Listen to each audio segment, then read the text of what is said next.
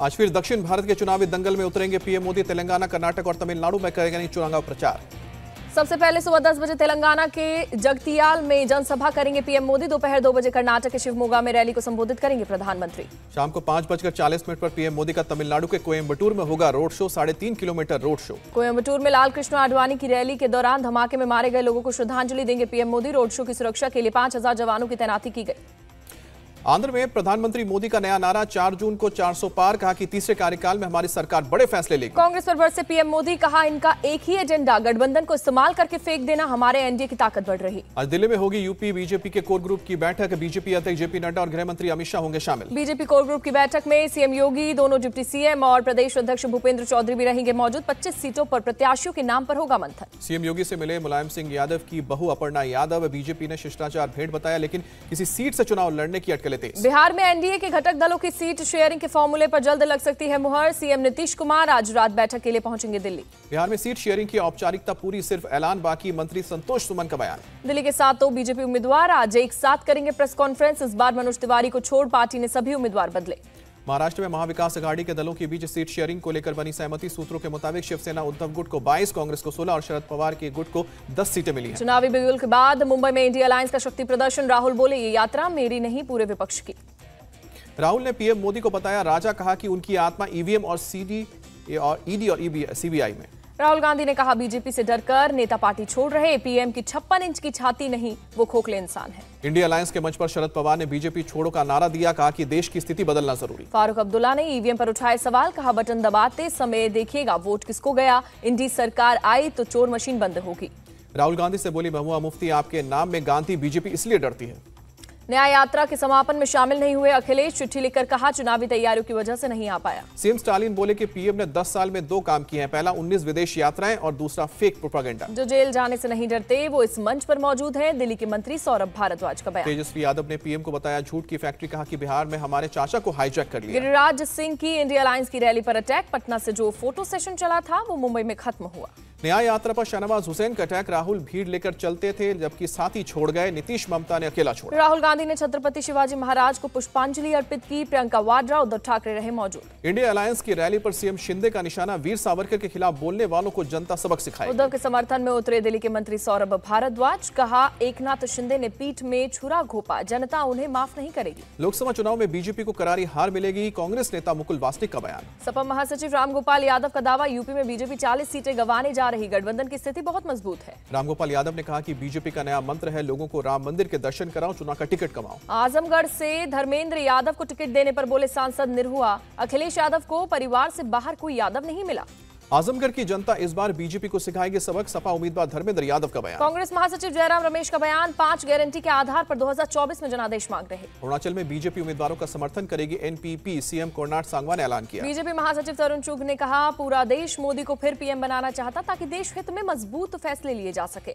चुनाव से पहले उत्तराखंड में कांग्रेस को लगा झटका। विधायक राजेंद्र सिंह भंडारी बीजेपी में शामिल हुए। बीजेपी में शामिल होने के बाद बोले राजेंद्र भंडारी पीएम के नेतृत्व में करेंगे काम। सीएम धामी ने राजेंद्र भंडारी का बीजेपी में किया स्वागत। कहा कि उत्तराखंड में सभी सीट जीत रही है बीजेपी। गुलाम नबी आजाद की चुनाव आयोग से मांग, लोकसभा के बाद जम्मू कश्मीर में कराएं विधानसभा चुनाव। बीजेपी चुनाव प्रभारी प्रकाश जावड़ेकर का बयान। केरल की जनता भी शांति, समृद्धि और प्रगति चाहती है।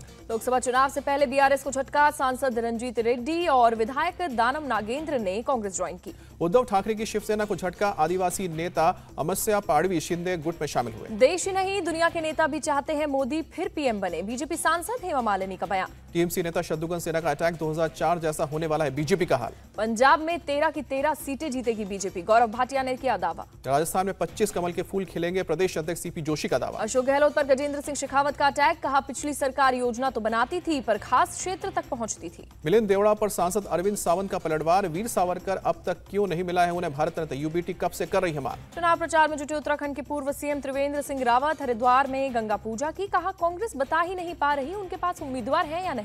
करनाल में भूपेंद्र सिंह हुड्डा ने राज्य स्तरीय कश्यप सम्मेलन को किया संबोधित। बोले कि कोई भी समाज हो उसे अपनी शक्ति का प्रदर्शन करना चाहिए। सम्मेलन को संबोधित करते हुए बोले भूपेंद्र सिंह हुड्डा, हम बुजुर्गों की पेंशन 6000 रुपए प्रति महीना करेंगे। गैस सिलेंडर 500 रुपए से ज्यादा नहीं होगा। अरुणाचल और सिक्किम में काउंटिंग की तारीख बदली गई। अब 4 की बजाय 2 जून को होगी। आचार संहिता लागू होने के बाद एक्शन में मेरठ प्रशासन। राजनीतिक विज्ञापनों के होर्डिंग हटाए, दीवारों पर पेंट किया। इलेक्टोरल बॉन्ड को लेकर चुनाव आयोग ने जारी किया नया आंकड़ा। 2017 से लेकर 24 के बीच बीजेपी को 6000 करोड़ से ज्यादा के मिले हैं चुनावी बॉन्ड। कांग्रेस को भी मिला है 1334 करोड़ रुपए का चुनावी चंदा। इलेक्टोरल बॉन्ड को लेकर सचिन पायलट का बीजेपी से सवाल पूछा, इस घोटाले में कितनी कमाई की? चुनावी बॉन्ड घोटाला देश का सबसे बड़ा घोटाला, जिससे पूरा देश है हैरान। अशोक गहलोत का बयान। दिल्ली के सीएम अरविंद केजरीवाल को ईडी का एक और समन। दिल्ली जल बोर्ड से जुड़े केस में आज पूछताछ के लिए बुलाया। केजरीवाल को दिल्ली शराब घोटाला केस में मिली है 9वां समन। ईडी ने 21 मार्च को पेश होने के लिए कहा है। अरविंद केजरीवाल के पास अब सम्मान नहीं, सिर्फ समन बचा है। बीजेपी सांसद मनोज तिवारी का दर्ज। शराब घोटाले के मामले में जेल में बंद आप नेता संजय सिंह 19 मार्च को राज्यसभा सांसद के रूप में शपथ लेंगे। दिल्ली के राउज एवेन्यू कोर्ट ने इजाजत दी है। छत्तीसगढ़ के पूर्व सीएम भूपेश बघेल की बढ़ी मुश्किल। महादेव ऐप मामले में एफआईआर दर्ज। अपने खिलाफ एफआईआर दर्ज होने पर बोले भूपेश बघेल, समझ नहीं आ रहा बीजेपी इतनी डरी क्यों है। छत्तीसगढ़ के पूर्व मुख्यमंत्री भूपेश बघेल ने कहा, जो कार्रवाई करनी ही है करें। जब एफआईआर में मेरा नाम है तो अधिकारियों का नाम भी आना चाहिए था। भूपेश बघेल का बयान, बोले कि जब इसमें अधिकारियों के नाम नहीं डाले तो मेरा नाम भी नहीं होना चाहिए था। पीएम मोदी पर बरसे आरजेडी नेता मृत्युंजय तिवारी। कहा, 10 साल से ईडी का इस्तेमाल सिर्फ विपक्षी नेताओं पर हुआ। के कविता से मिले भाई केटी रामाराव। ईडी ऑफिस में जाकर मुलाकात की। शराब घोटाले में 23 मार्च तक ईडी कस्टडी में है। हिमाचल प्रदेश में अयोग्य ठहराए गए कांग्रेस के 6 विधायकों की याचिका पर आज सुप्रीम कोर्ट में सुनवाई। विधायकों ने की थी क्रॉस वोटिंग। डूंगरपुर मामले में सपा नेता आजम खान को कोर्ट आज सुनाएगी सजा। आजम खान समेत 4 लोग दोषी करार। मनी लॉन्ड्रिंग मामले में दिल्ली के पूर्व मंत्री सत्येंद्र जैन की जमानत पर आज सुप्रीम कोर्ट सुनाएगा फैसला। 17 जनवरी को फैसला रखा था सुरक्षित।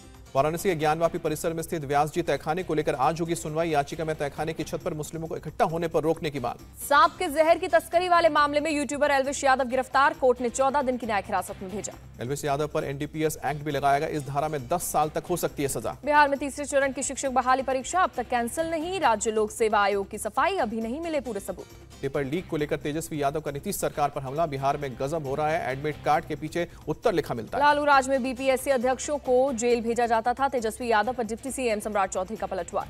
इंडियन नेवी ने बीच समंदर में बड़ा ऑपरेशन अंजाम दिया। 35 समुद्री लुटेरे को सरेंडर करने के लिए मजबूर किया। 3 महीने पहले जहाज को हाईजैक किया गया था। सीएए का विरोध करने वालों पर भड़के ओपी राजभर। दिक्कत है तो सुप्रीम कोर्ट जाइए, यह कानून नागरिकता छीनने का नहीं है। संदेशखाली के आरोपी शाहजहां शेख से वापस ली गई जमीनों की होगी स्टडी। बंगाल गवर्नर ने बनाई टीम। शाहजहां के भाई आलमगीर सहित 3 आरोपी कोर्ट में पेश। 14 दिन की पुलिस कस्टडी में भेजा गया।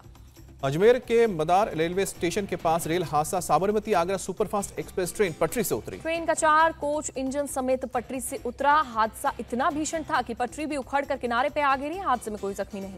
दक्षिण कोलकाता के मेट्रो अब्रूज में 5 मंजिला निर्माणाधीन इमारत ढही। 2 लोगों की मौत। पूरे इलाके में अफरा तफरी। कोलकाता में गिरी इमारत के मलबे से रेस्क्यू जारी। अभी तक 13 लोगों को बाहर निकाला गया। अभी भी कई और के फंसे होने की आशंका। इमारत ढहते ही तेज आवाज के साथ धूल का गुबार उठा। लोगों में मची दहशत। हालांकि निर्माणाधीन बिल्डिंग में कोई रहता नहीं था। शुभेंदु अधिकारी ने एक्स पर पोस्ट कर लिखा, मैं प्रशासन से गुजारिश करता हूं कि तत्काल मौके पर बचाव और राहत के लिए टीम को भेजा जाए। शुभेंदु अधिकारी ने कहा कि मुझे लोगों के घबराहट भरे फोन आ रहे हैं, कृपया किसी भी टीम को भेजे, पीड़ितों को बचाने की कोशिश करें। बिहार के खगड़िया में दर्दनाक हादसा। कार और ट्रैक्टर की टक्कर। हादसे में कई लोगों की मौत। श्रीनगर के जबरवान पहाड़ी के जंगल में लगी भीषण आग। काफी दूर तक दिखाई दी लपटें। जम्मू कश्मीर के जोजिला दर्रे से हटाई जा रही बर्फ। अभियान में जुटी बीआरओ की टीम। जम्मू कश्मीर के उधमपुर में हाईलैंड पार्क में 17,000 से ज्यादा ट्यूलिप फूल पर्यटकों के लिए आकर्षण का केंद्र बने। कानपुर में 33वीं उत्तर प्रदेश राज्य कयाकिंग और कैनोइंग चैंपियनशिप। खिलाड़ियों ने बढ़ चढ़कर हिस्सा लिया। आईएसआईएस मॉड्यूल केस में एनआईए की कार्रवाई। पुणे में आतंकियों से जुड़ी 4 अचल संपत्तियों को कुर्क किया गया। हुक्का बार और अवैध शराब को लेकर पंजाब पुलिस का एक्शन। 6 से 7 जगहों पर की रेड। एफआईआर भी दर्ज। यूपी के रायबरेली में पटाखा फैक्ट्री में ब्लास्ट। एक शख्स की मौत, जांच जारी। तमिलनाडु के नीलगिरी में जंगलों में लगी भीषण आग। इंडियन एयरफोर्स के MI-17 ने की पानी की बौछार। मथुरा के राधा रानी मंदिर में लड्डू होली के दौरान मची भगदड़। 1 दर्जन से ज्यादा श्रद्धालु घायल। आरसीबी ने जीता वुमेन्स प्रीमियर लीग के दूसरे सीजन का खिताब। दिल्ली कैपिटल्स को उसी के घर में रौंदा। फाइनल में 8 विकेट से दर्ज की जीत। आरसीबी के स्पिनर्स के सामने बिखरी दिल्ली कैपिटल्स की बल्लेबाजी। 113 रन पर सिमटी। रॉयल चैलेंजर्स बेंगलोर ने 3 बॉल पहले ही टारगेट चेस किया। आरसीबी के लिए एलिस पेरी ने नाबाद 35 रन की पारी खेली। सोफी डिवाइन ने 32 और कैप्टन स्मृति मंधाना ने 31 रन बनाए। अच्छी शुरुआत के बावजूद दिल्ली ने 49 रन बनाने में गंवाए 10 विकेट। 7 बल्लेबाज दहाई का आंकड़ा नहीं छू पाए। शेफाली वर्मा ने सबसे ज्यादा 44 रन बनाए। बेंगलुरु की श्रेयांका पाटिल ने 4 विकेट झटके। सोफी मेलेनिक्स को 3 और आशा शोभना को 2 विकेट मिले। आरसीबी के एलिस पेरी ने विमेंस प्रीमियर लीग में सबसे ज्यादा रन बनाकर ऑरेंज कैप हासिल की। पेरी ने टूर्नामेंट में 347 रन बनाए। यूपी वॉरियर्स की दीप्ति शर्मा ने WPL मोस्ट वैल्यूएबल प्लेयर का पुरस्कार जीता। दीप्ति ने 8 मैचों में 295 रन बनाए। WPL का खिताब जीतने के बाद बोली आरसीबी की कैप्टन स्मृति मंधाना, जीत का एहसास अभी तक नहीं हुआ है। उद्घाटन सत्र में खराब प्रदर्शन ने बहुत कुछ सिखाया। विमेंस प्रीमियर लीग में रॉयल चैलेंजर्स बेंगलोर की जीत का फैंस ने मनाया जश्न। दिल्ली में मैच देखकर निकले फैंस ने आरसीबी के लगाए नारे।